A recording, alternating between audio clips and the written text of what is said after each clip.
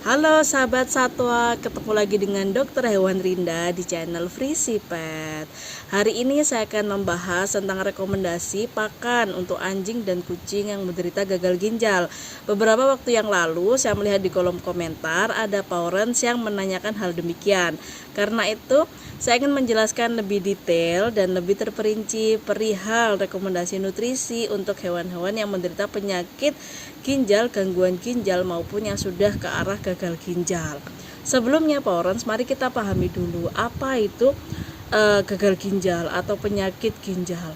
Nah, biasanya lebih dikenal sebagai chronic kidney disease. Kronik di sini artinya sudah lama ya, sudah berbulan-bulan, bukan dalam waktu minggu atau hari, tapi sudah berbulan-bulan karena disebut kronis. Dan biasanya kalau sudah disebut chronic kidney disease itu terjadi kerusakan sel-sel dan jaringan pada organ ginjal yang bersifat irreversible atau tidak dapat kembali ke keadaan semula. Karena itu penyakit ini sangat berbahaya. Sel-sel itu rusak, tidak dapat regenerasi kembali. Akibatnya akan terjadi penurunan fungsi ginjal secara bertahap. Akhirnya ginjal itu tidak berfungsi sama sekali. Parahnya biasanya owner, parentsnya anjing dan kucing ini baru memahami adanya kelainan pada organ ginjal ini setelah melakukan pemeriksaan medis.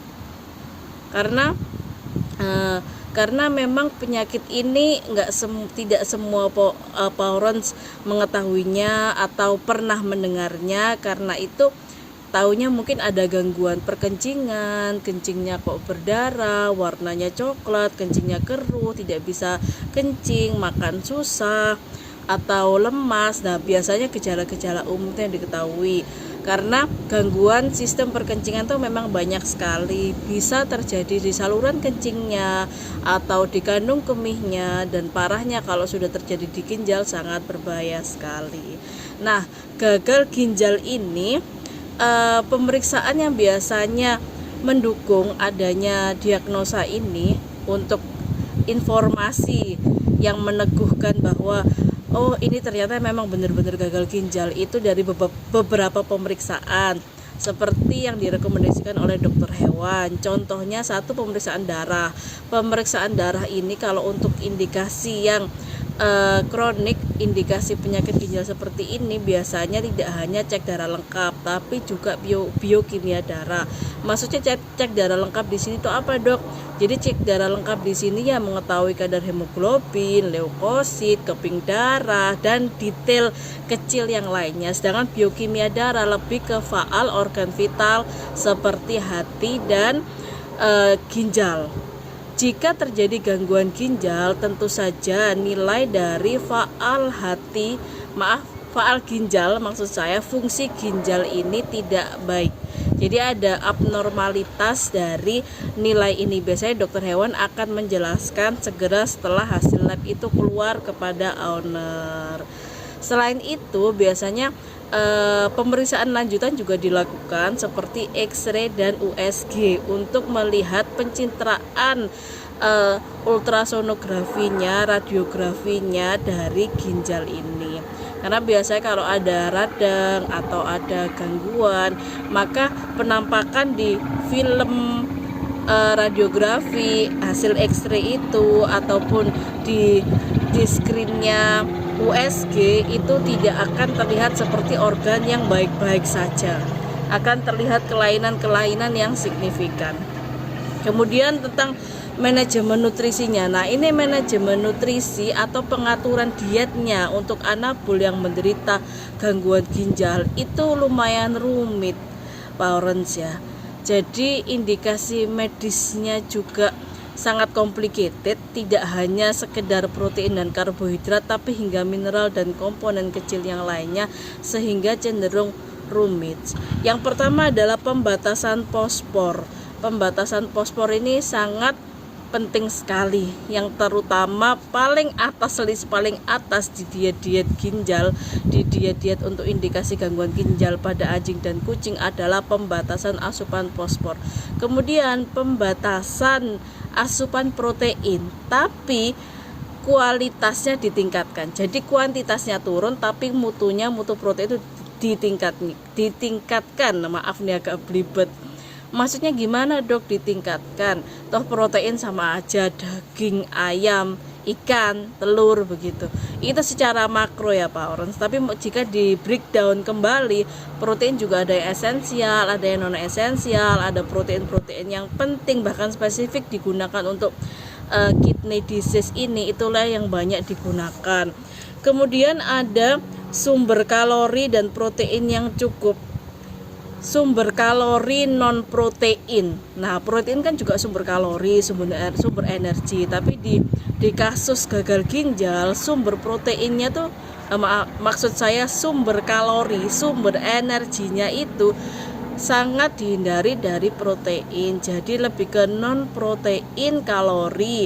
Seperti di sini contohnya lebih menggunakan lemak-lemakan. Lemak hewani, lemak nabati, golongan lemak-lemakan. Dan yang terakhir adanya suplementasi vitamin B, potasium dan omega 3. Potasium dan vitamin B itu biasa menjadi asupan-asupan penambah nafsu makan atau yang suplemen yang memang untuk multivitamin anjing dan kucing itu biasa sudah mengandung itu.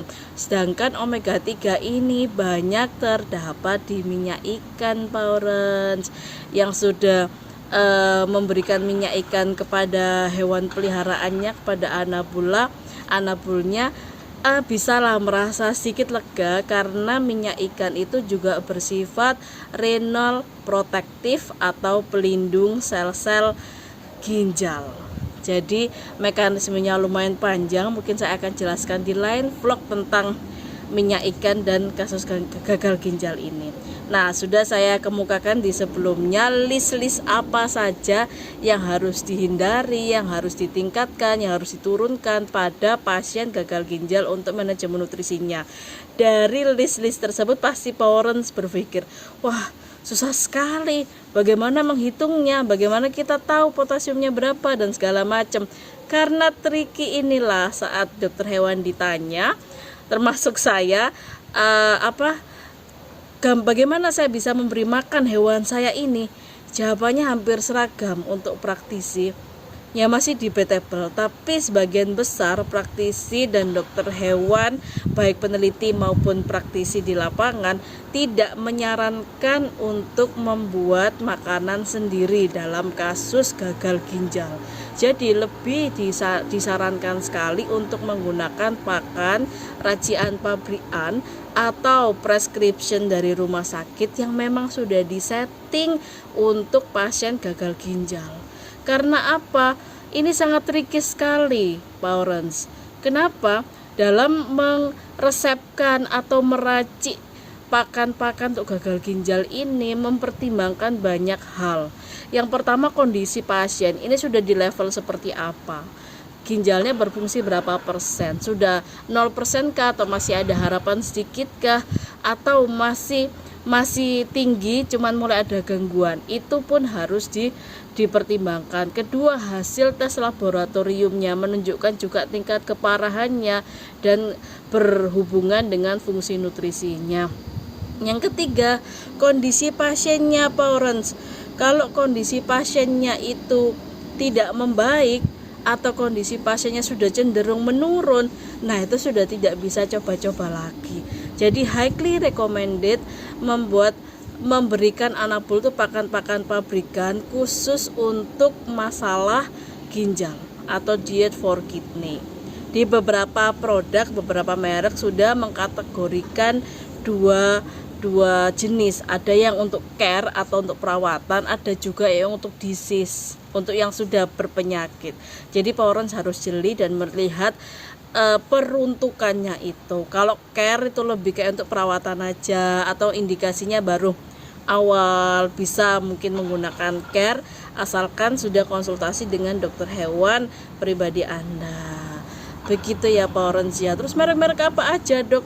Banyak parents kalau di Indonesia banyak dilihat yang memiliki pakan-pakan recovery, perawatan untuk pasien-pasien gagal ginjal seperti Hills, Royal Canin, Nature Bridge, itu ada parents yang banyak terkenal. Selain itu juga banyak produk-produk impor, produk-produk yang baru yang merek-mereknya mungkin kita masih asing, itu juga mulai masuk ke Indonesia untuk perawatan anjing kucing. Jadi tergantung dari preferensi setelah konsultasi dokter hewan, juga dari kondisi keuangan parents. Karena memang setiap merek itu biasanya ada selisih harganya masing-masing. Gitu ya parents. Ada satu kendala yang perlu saya sharekan di sini juga. Biasanya pasien dengan gagal ginjal ini cenderung muntah. Ada efek untuk muntah, nafsu makan berkurang. Sudah nafsu makannya berkurang, efek muntahnya sering. Ini yang paling bikin pusing nih para parents yang sudah cinta banget sama anak bullnya. Solusinya gimana dok? Nah, ini saat pemberian nutrisi untuk ginjal si anabul ini, jika kondisi pasien anjing kucing ini sudah lemas, suka muntah, dan diputuskan untuk off-name maupun dirawat sendiri, biasanya akan didampingi beberapa obat-obatan dokter hewan untuk mencegah muntahnya. Jadi nutrisi itu juga diimbangi dengan suplemen dan obat-obatan yang diberikan oleh dokter hewan. Karena prinsipnya nutrisi ini bukan pengobatan ya parents, tapi lebih ke suportif. Suportif itu berarti nggak bisa menyembuhkan. Bukan begitu konsepnya ya parents ya. Jadi adanya pengobatan, adanya juga suportif, suplemen, makanan, ini saling mendukung. Jika adanya pengobatan tapi fungsi nutrisi, diet, dan makanannya itu tidak mendukung pengobatannya, maka hasil yang didapatkan juga tidak akan baik. Dan kebalikannya, jika sudah diberikan pakan-pakan diet kidney yang bagus, diberikan pakan-pakan recovery ginjal yang sangat baik dan mahal, tapi tidak disertai dengan pemeriksaan medis, pengobatan berkala, kontrol progres yang baik, maka juga tidak akan mendapatkan hasil yang memuaskan.